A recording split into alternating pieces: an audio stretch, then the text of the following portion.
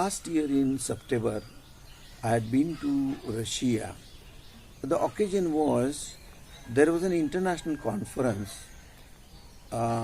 organized by Pushkin State Russian Language Institute, Moscow, and Center for Central Eurasian Studies and Department of English, University of Mumbai. And they organized Indo-Russian discourse of humanism and transnationality, reflected in Annabhau Sate and Alexander Pushkin. And this was organized in Pushkin State Russian Language Institute, Moscow.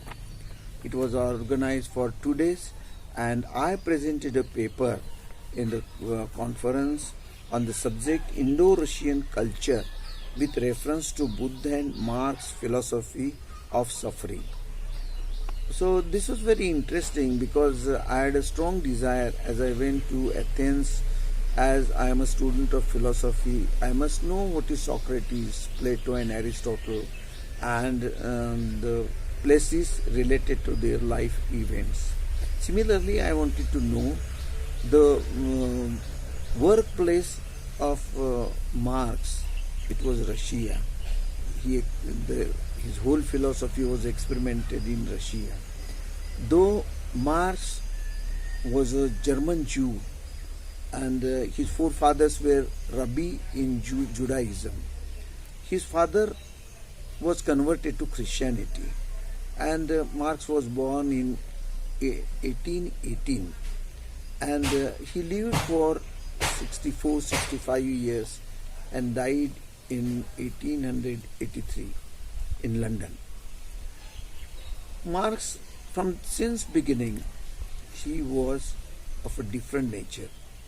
He was known to be a Hegelian because philosopher Hegel, he had thought about dialectics, and further Marx developed into dialectical materialism.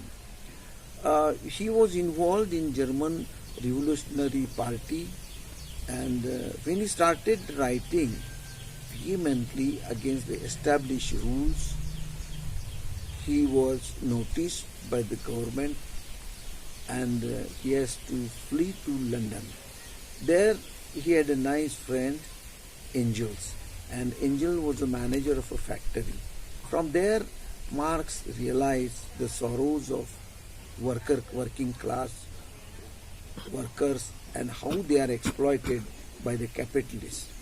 And Marx had written many books, and he, on the individual level, Marx suffered a lot.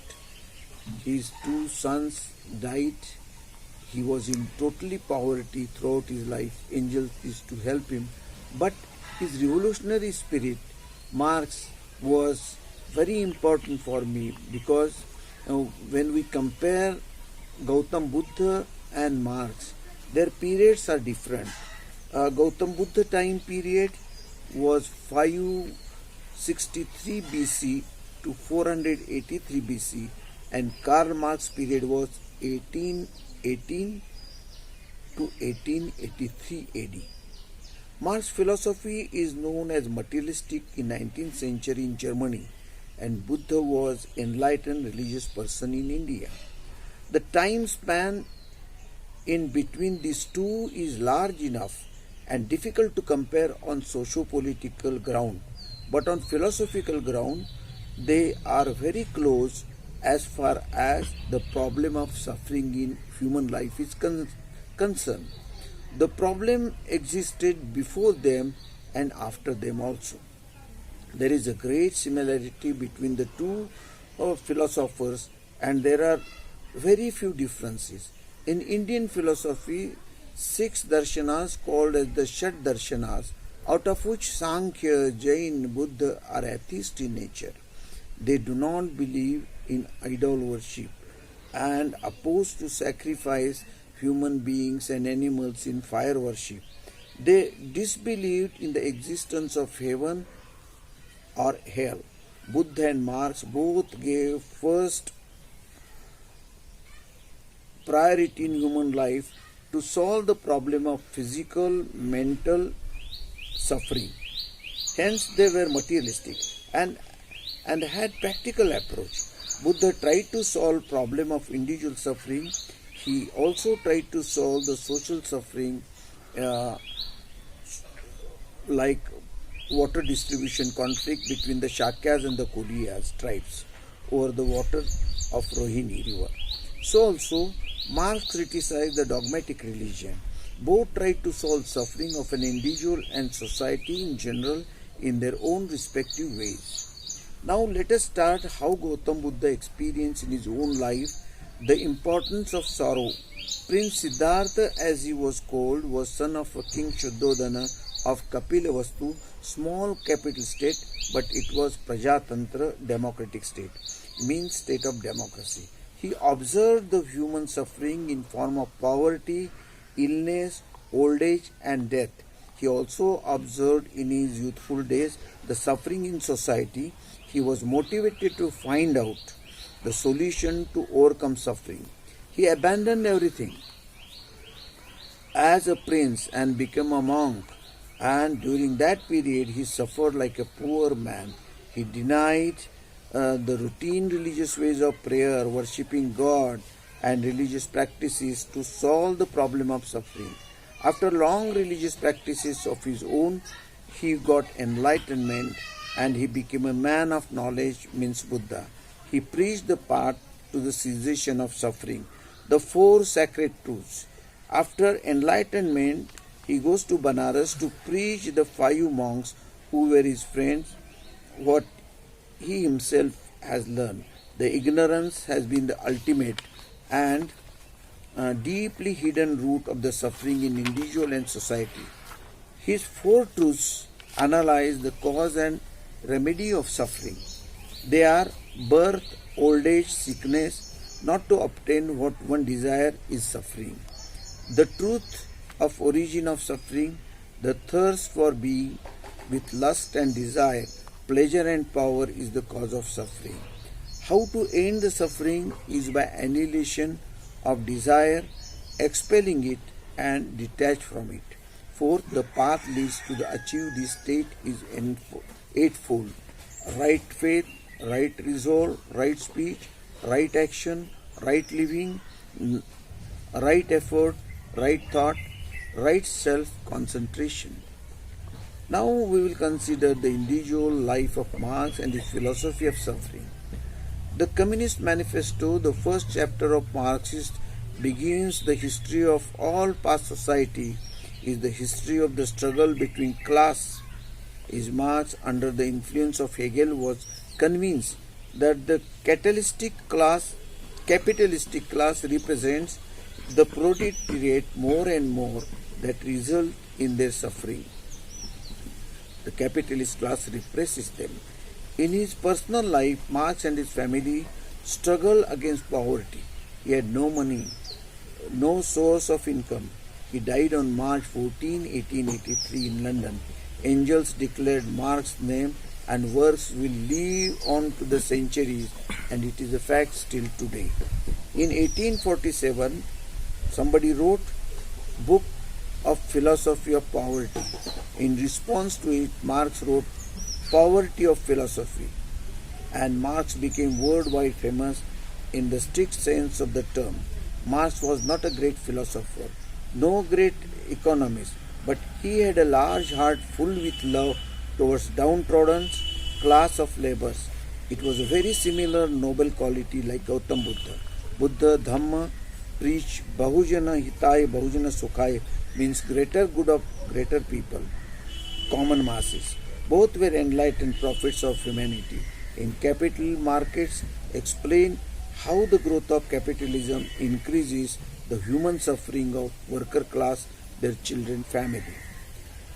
The main motive behind his writing was ethical values. Karl Marx was aware about the exploitation of Indian poor people by the Britishers. He wrote in New York Tribune on 25th June 1853 and 8th August 1853. Karl Marx grew up under the influence of conditions that produced the liberal movement in Germany.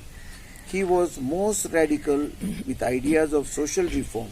Soon he became famous young Hegelian. When we consider the period of Marx, we believe that the driving force is the really man's relation to matter and not to God. The necessities of human life and suffering and minimum conditions of human progress and happiness depends on financial success. Means is economical level is important. At the root of economical situation lies the institution of private property.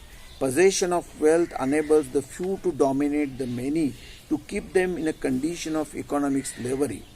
The class struggle is basically a conflict between capital and labor. For Marx, the worker class, the cause of their suffering is capitalism. This socio-economic system is a result of pursuit of happiness permanently. Gautam Buddha and Karl Marx both have great similarities in their life and philosophy. One, both were great social reformers. They experienced what is poverty and suffering. There, the mission was to find out the solution to remove sorrow or suffering from individual life and from social life. Fourth, they found out the solution. Fifth, they made social revolution. Sixth, both of them wanted classless society, equality and justice. Seventh, their philosophy influenced generation after generation, centuries after centuries, still today. Buddhism and Marxism are relevant in present time for Indian society. In the 6th century BC, upper class, by misinterpreting the meaning of the Vedas and Upanishads, exploited lower caste people, to which their rulers, king and emperors saw helplessly.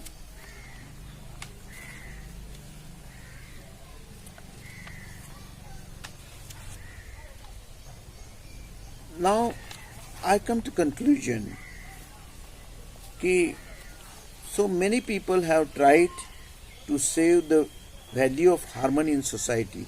Many people have tried it for the benefit of humanity. But now time has come to study the various religions again, because our prejudice tells us that the particular religion is enemy of our religion.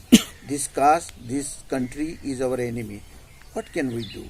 Gautam Buddha had said that the reason for the misery of ignorance, the real reason behind the social sadness that we feel in our present state is ignorance. If we want to renounce them, then we should study what is other religion, who is our neighborhood in the real sense. The study of various religion is not done in the society. Only a small number of people study it, and the society will carry religious fanaticism. Let us talk openly about living the science and try to interact with different religions. There may be differences in details, but in the goal of the broad sense is to have a goal of secularism. Then there will be no problem. In the beginning, after taking a review of the religion of Hinduism, Islam, Christian, Buddha and Jaina, after studying the various religions and ideology like Sufi, Lingayat, Sikh and Jain, Confucianism, after studying the Institute of International Philosophical Studies can be formed, and with all efforts the community will be able to reconcile each other, and the political poison that has fallen on the turbulent water of fanaticism will not contain, but its negative power will be reduced. My conclusion is, at the time of Buddha, dogmatic religion made ignorant masses slaves, and religious dogmas became the cause of the suffering. Buddha opposed it. Marx also considered religion and capitalism made masses suffer. He opposed both these forms. This clearly indicates Buddha and Marx both tried to find out a practical solution on the suffering of the individual and society. Their paths were different, but aim was one and the same. The clarity clearly shows the cultural identity between India and Russia is strong even on philosophical ground. Even in present situation, philosophy of Buddha and Marx can serve as a resource for solving the suffering in an individual life and social life in general. So I request gentlemen to try to find out in Institute of Intercultural Studies that will help Indian masses and especially new generation, and that will reduce the hate between different religions, and the religious fanaticism will be definitely reduced.